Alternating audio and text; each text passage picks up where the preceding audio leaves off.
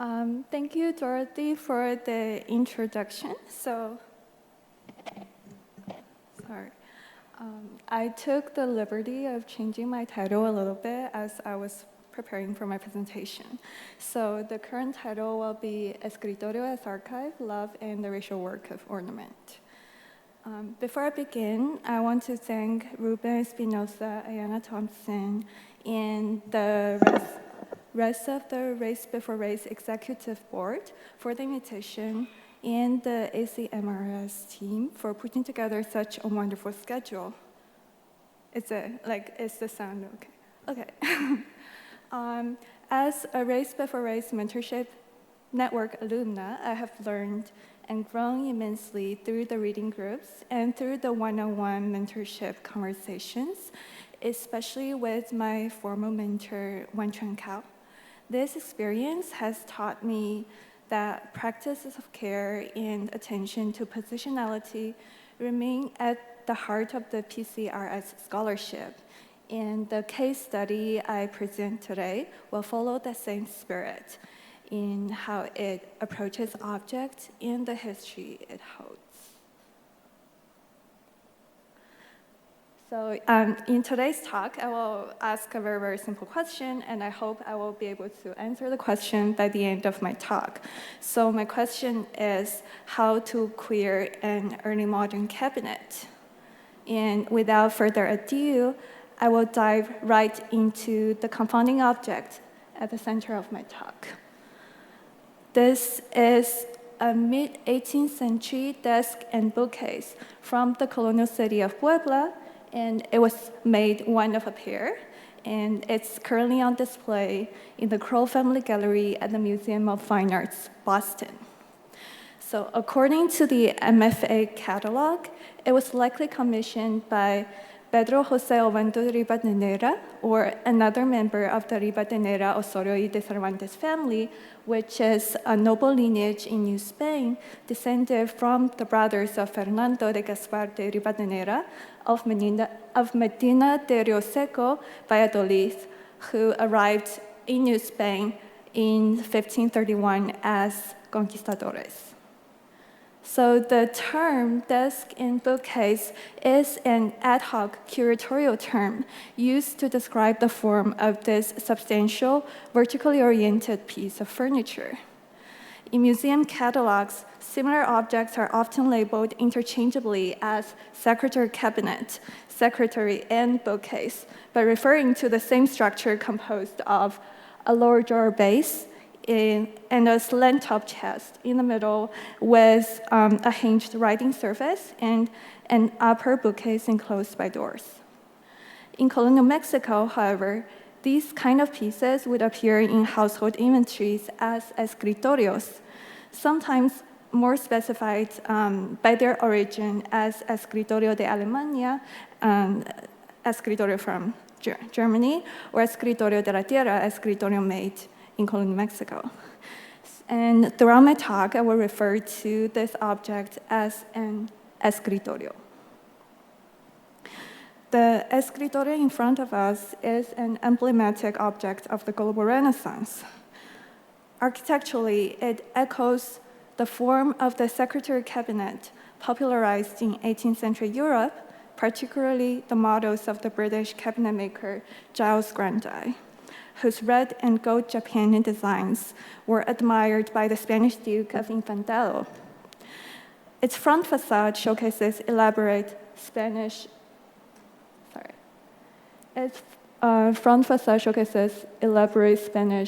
wood-hard marquetry marked by veneers and bone inlays forming symmetrical mosaics of octagonal patterns. The interior surface of the escritorio is entirely painted in vermilion lacquer and animated by golden figures. Although this effect calls to mind the European vogue for red and gold Japanning, the surface is in fact coated in maque, which is a pre-Columbian lacquer technique made from natural pigment, chia oil, and X extract. The drawers would present miniature scenes of colonial life. Take, for instance, This drawer in the top middle, we see a lady holding a large cross. Looks like she is in the process of religious procession, and there is an elderly attendant standing by. And on this drawer, we see a lady being courted by possibly two knights. One is holding an instrument, and here we see possibly the same two knights engaged in a sword fight over the lady.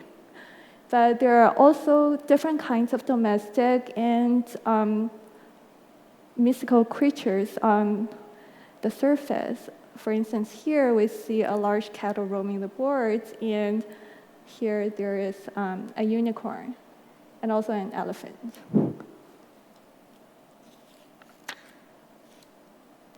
And the side panels of this escritorio shows the immense landscape, or shows the map of the Rivadeneira's family estate in Colonia Veracruz.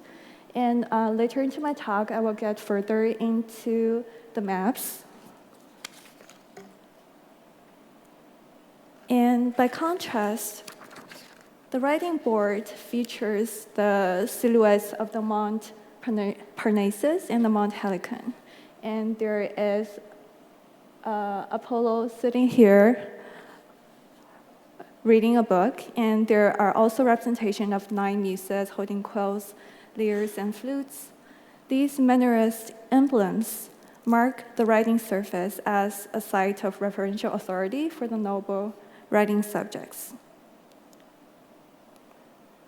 In Colonia, Mexico, this escritorio would have been described as atinado, which is a word widely used in late 17th and 18th century inventories to designate objects such as folding screens, pottery, and lacquerware shaped by Asiatic export arts. And an important example of atinado object is the talavera poblana, which is a category of handcrafted, massively produced tin glazed pottery, also from Puebla. Known for its beautiful, intricate designs, the vibrant blue and white colors inspired by Chinese porcelain, and further blending Spanish, indigenous, and Islamic motifs. Yet, unlike European chinoiserie, atinado do not frame Asian arts as exotic, but folded Asiatic techniques and motifs into indigenous and European traditions to produce a distinctive colonial aesthetic. Implicit in atinado is thus a process of domestication, which is a theme that will resurface repeatedly in my reading of the object. But grammatically, atinado is also the past participle of the verb atinarse, which will literally translate it into to become chino. And chino is an umbrella term used in colonial Mexico by officials to designate all Asians, both free and enslaved, arriving via the Manila Galleon to Acapulco. So this leads me to ask 2 questions. First, what does the atinado aesthetic say about the colonial taxonomy of chinos? And second, how might atinado aesthetic be read as a microhistory of the transoceanic exchange and exploitation that sustained the regal displays of aristocracy? I have explored the first question elsewhere, and I'm happy to elaborate more in Q&A section. And today, I will focus on walking us through the second question. So I first discovered this escritorio 5 years ago at the height of the pandemic. One of the texts that really helped me imagine and embody encounter with the object under lockdown and travel restrictions was Sarah Ahmed's Queer Phenomenology. And given my already growing interest in furniture, the passage that struck me the most was her meditation on Edmund Husserl's writing table in Ideas. And there, Husserl situates his orientation in the familiar world from the object closest to him. Quote, "I can let my attention wander from the writing table I have just seen or observed through the unseen portions of the room behind my back to the veranda in the garden, to the children in the summer house, and so forth. Ahmed immediately problematizes this seemingly neutral stance from the philosopher's table. A queer phenomenology, she writes, should hesitate at the sight of the philosopher's bag, turning toward the domestic background only co-perceived by Husserl. Ahmed thus asks, to what extent does philosophy depend on the concealment of domestic labor and of the labor time required to produce the very materials of home? Ahmed's question led me to rethink the ethics of imagining the sensuous surfaces of decorative objects as an EMCRS scholar. I contend that a queer phenomenological approach to the escritorio means not only attending to the domestic landscape behind the piece of furniture, but also to reorient myself toward the inanimate, seemingly neutral thing as an archival body. So in what follows, I offer a twofold meditation on love in relation to the escritorio. In part one, I will explore escritorio as an instrument of self-love in colonial household, and more explicitly, its symbolism as an intellectual and devotional body. And part two questions the complicity of such a pedagogy of love. By offering a close reading of the illustrated side doors, I will ask how the escritorio archives histories of extractive and settler violence. As a non-native speaker of English for the longest time, I could not tell the difference between closet and cabinet. In fun fact, the widely used Chinese equivalent of coming out of the closet is literally translated as coming out of the cabinet, as closet is not a standard feature in Chinese household layouts. And maybe this lack of architectural and spiritual context has something to do with my mom not seeing the need to understand that I am in love with a woman. But anyways, if we go back to the Oxford English Dictionary entry for closet, most famously cited in the first page of Eve Sedgwick's essay, Epistemology of the Closet, we'll see that my naive confusion is not ungrounded. The OED entry lists two separate architectural references for the closet: a private or secluded room, an inner chamber, and a place where valuables are secretly kept, a repository of curiosities, a cabinet. Given the epistemological affinity between the two words, can the spiritual and political functions of early modern cabinet, closet, indeed tell us something about the symbolism of cabinet? I begin by revisiting two seminal works on early modern closets, which is Alan Stewart's 1995 article, Early Modern Closet Rediscovered, Early Modern Closet Discovered in Representations, and Richard Rambis' 1998 book, Closet Devotion, especially the chapter on the prayer closet. So Alan Stewart argues that the male closet was less a site of individual withdrawal than a non-public transactive space between the master and the secretary. And in this arrangement, the secretary possesses two bodies, the body personal and the body archival, the latter outlasting the secretary's physical death. Through this archival body, the closet operates as a relational technology of indexing, of categorization, and mnemonic management, enabling the staged revelation of secrets at the proper time and to the proper audience. Rambis, in turn, reads the prayer closet, whether material or virtual, as an introjective structure of intensified self-possession and devotional focus. Although differentially inflected, I find Rambis' discussion on scripted prayer and introspection mirroring Stewart's technology of the closet in that there still remain practices of deposit, of retrieval, and anticipated revelation, although this time of divine knowledge. And crucially, Rambis underscores that such devotional subjectivity is also a subjectivity of privilege, structured by gender and class. access to the architectural privacy on which these spiritual regimes depend was profoundly uneven. And simply put, I quote Rambus, not every Christian had or could ever have a prayer closet of their own. As historian Dina Goodman reminds us, the mid-17th century emergence and 18th century popularity of the secretary cabinet marked a fundamental shift in the practice of writing, from secretary as person to secretary as desk. This single piece of furniture integrated the noble and spiritual act of composition with the physical mechanical act of inscription, in addition to entrusting objects, of course.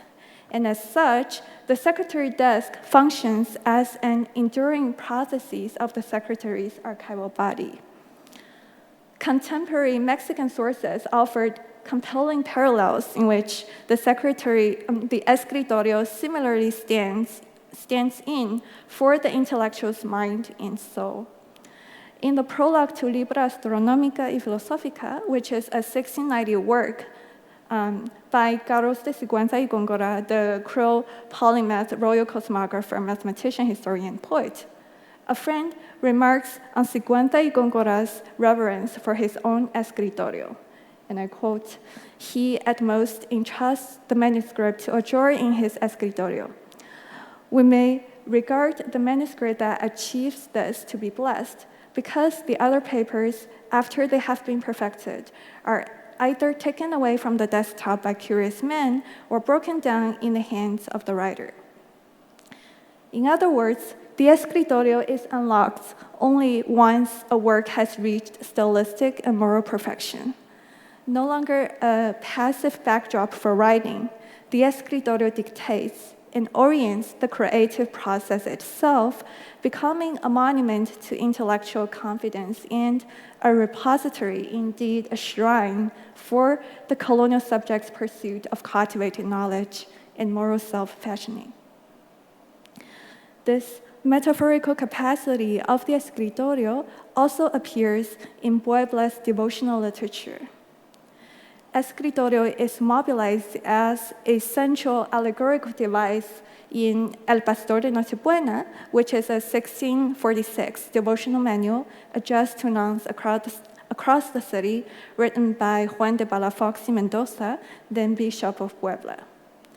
In an episode set within the Casa de Castidad, or the House of Chastity, the traveler, or the narrator, enters a room called La Pureza de Intención, the purity of intention, where a personification of purity retrieves a key from a crystal escritorio called inner knowledge, opens the traveler's chest with the key, and examines his heart by the reflected light of an image of Christ mounted on the escritorio.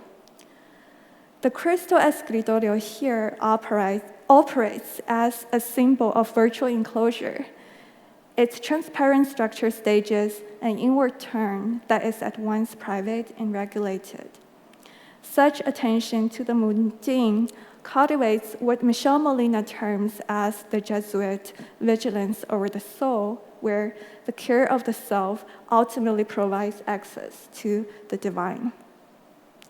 But beyond a symbolic device of self-introspection, the escritorio also stands as a visual anchor of familial religiosity. Monumental luxury escritorios were often positioned in street-facing reception rooms, and here as exemplified by Garcia Hidalgo's drawing of a reception room, although in Spanish households in late 17th century.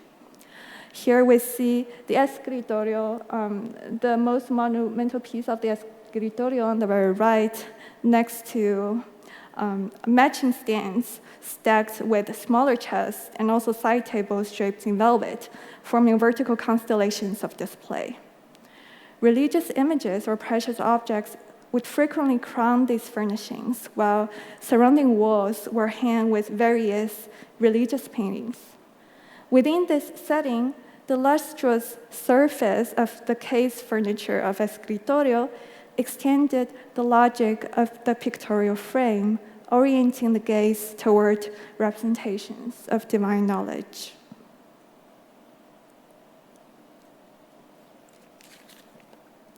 Yet, orienting oneself toward the literary and devotional symbolism of the escritorio can also deflect attention from the histories of coerced labor condensed within its very surfaces. And it is this tension between devotional display and cabineted violence that comes into sharp relief when we turn to the illustrated side doors, where the escritorio quite literally opens onto maps dispossessed indigenous lands.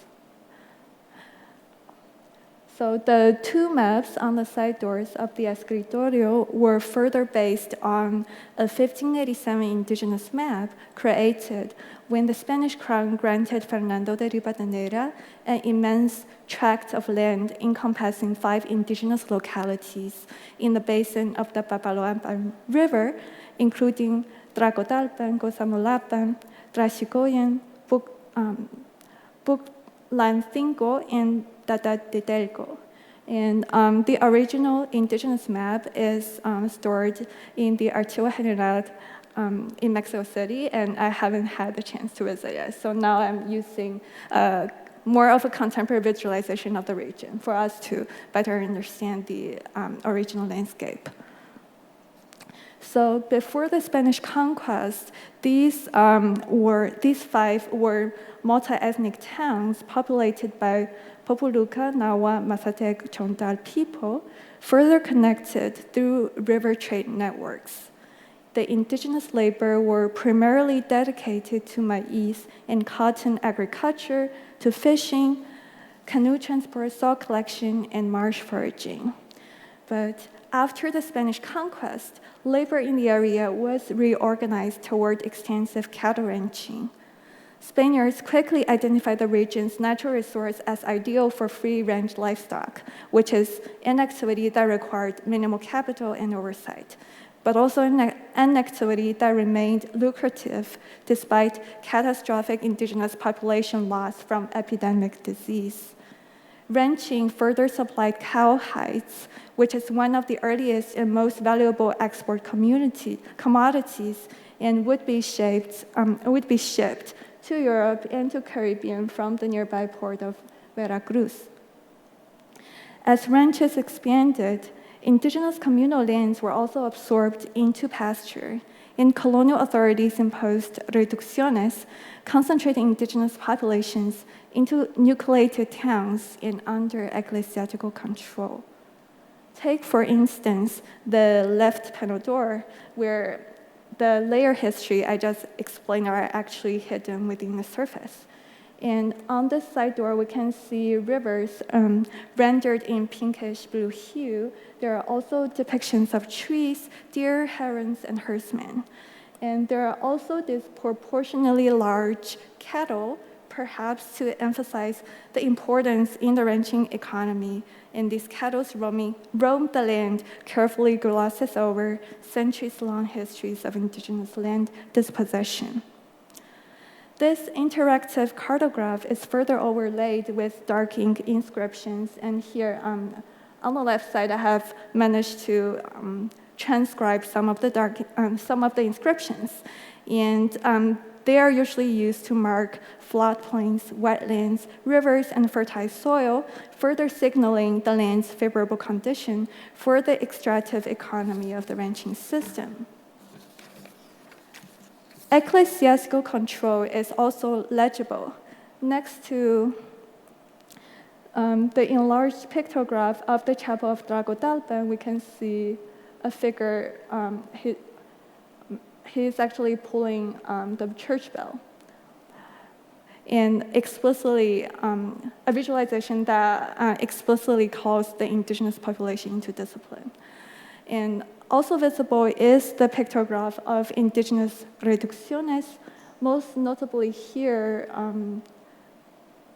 which is the reducción of the town of Traxicoyan, still recognizable through its Nahuatl name. On the other hand, alien laborers of the land, the black cimarrones are painted in pigment and at a much smaller scale. Some are swimming in ponds, one is perched in a tree, another is playing a game of tossing and spinning with his newborn. By the 17th century, the Papaloapan Basin had become a key zone of Maroon settlement because of its vast, lightly policed landscape with abundant resources and free-roaming cattle. In the year 1618, Cimarron leader Gaspar Yanga reached agreement with Don Gaspar Ribadeneyra Berata to establish the first legally recognized Cimarron settlement within the confines of the estate, which is the San Lorenzo de los Negros. And the settlement is under the supervision of the Franciscan order. And indeed, on the left panel door, we can see another pictograph of a church right here, and we see a priest in Franciscan garment, and he's actually playing with his dog. The escritorio domesticates colonial hierarchy by curating harmonious cohabitation among differentially racialized groups. Inquisitorial records, however, tell a different story.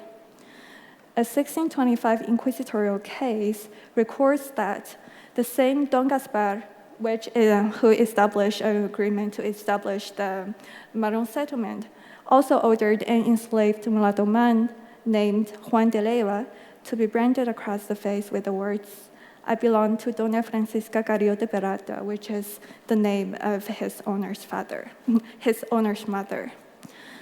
Unsatisfied with this mark of ownership, Don Gaspar subjected the mulatto man to repeated tortures that resulted in his eventual death. The body was discarded in a garbage pit, and a local magistrate ruled the death a suicide. Although the Inquisition found both men guilty, only the magistrate was imprisoned.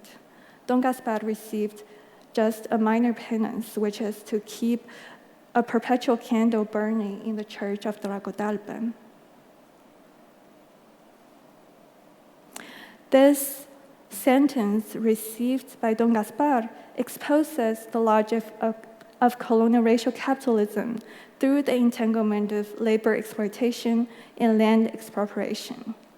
Since the early 1600s, the first Mass on February the 2nd, which is the Dia de la Candelaria, was offered for the salvation of Don Gaspar's soul, while indigenous townspeople were required to present blessed candles to the Ribadeneyra family at the chapel of Tlacotalpan and pay tribute to the Brotherhood of Candelaria's grazing lands. And again, we remember the placement of the pictograph of the church at the very top, establishing sort of a symbolic surveillance over the land that they the legacy of this liturgy continues into present day, and as seen here in the photograph of the annual procession of the Virgin during the Candlemas celebration in Tlacotalpan. So the pictograph of the chapel eventually and obliquely gestures towards the colonial logic in which spiritual redemption, coerced devotion, and extractive land use are mutually reinforcing. By way of a very brief conclusion, this surface reading, or like my surface reading of the escritorio, I hope enabled us to see the layered deposit of colonial violence that underwrites the display of Creole subjectivity and familial religiosity. The script of domestication is not only implied within the cartographic rendering of dispossessed lands, the diminutive scale of reducciones and black cimarrones, but also at the level of staging a curated narrative of land, of labor, and lineage at the center of the colonial household. To examine the escritorio as an archive, then, is to contend that the technology of the closet, or should we call it the technology of the archive, operates at the very level of the production of historical knowledge, even the closeted narratives of secrecy, self-annihilation, and desire. I will close with a brief note on the different ways of querying the escritorio at the level of method. So following Michelle Rolfe-Trouillot, Sadia Harmon, and Marisa Fuentes, I attend to the silences and distortion through which archives render certain lives and forms of intimacy illegible or disposable. To read the escritorio as an archive is therefore to ask what kinds of knowledge, labor, and bodies it orients and aestheticizes, and how it folds violence into regimes of intimacy. A queer reading in this sense moves beyond colonial narratives of self-love grounded in the sovereign subject to attend to what remains closeted as violence. The approach further insists that these archival formations are inseparable from global systems of colonial racial capitalism. The escritorio does not simply store knowledge, it also curates and disciplines intimacy. And here, Lisa Lo's formation of the intimacy of 4 continents really helped me pursue unsettling proximities across genres and geopolitical frameworks, reading transoceanic circulation alongside the settler violence of the ranching system as intersecting dimensions of imperial labor regimes. And in this way, the escritorio emerges as a context zone where devotional, familial, and racialized histories are brought into proximity. And finally, I want to acknowledge my own desire as a scholar. My attachment to ornament and decorative objects is shaped by Asian Americanist and Eileen Chen's ornamentalism, where she theorizes the parahumanity of Asiatic femininity as an aggregated personhood produced through the fusion of thingliness and personness. Faced with the abundance of Asian-inspired objects and the relative absence of Asian diasporic subjects in colonial archives, I argue that ornament becomes a necessary site of historical knowledge. And reading the past through the decorative does not resolve archival gaps, but instead it keeps an open alternative or an alternative futurity, one that is grounded in a practice of relational grievance that can weave solidarities across uneven geographies of racialized desire. Thank you.